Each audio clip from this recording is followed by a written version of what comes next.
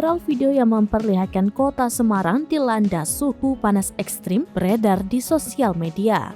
Dalam video tersebut bahkan tampak kon lalu lintas ikut melayat alias meleleh akibat saking panasnya terik matahari di Semarang.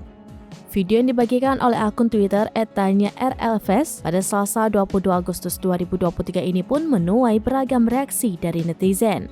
Video yang direkam dari dalam mobil tersebut memperlihatkan suasana kemacetan lalu lintas ditambah teriknya panas matahari saat itu.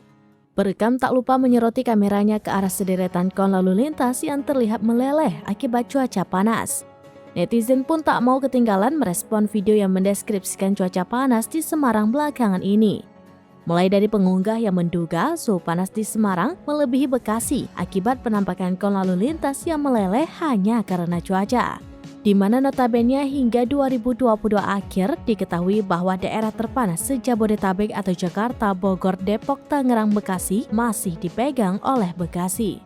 Netizen pun setuju dengan pengunggah, bahkan tak sedikit dari mereka menuliskan komentar-komentar lucu. Ada yang mengunggah foto momen ketika orang Semarang motoran pukul 12 dengan latar belakang ilustrasi neraka di kolom komentar. Ada pula yang mengunggah orang Semarang menggunakan lusinan kipas angin saat tidur. Bahkan ada salah seorang netizen yang mengungkapkan bahwa suhu di Semarang saat ini mencapai 36 derajat Celcius.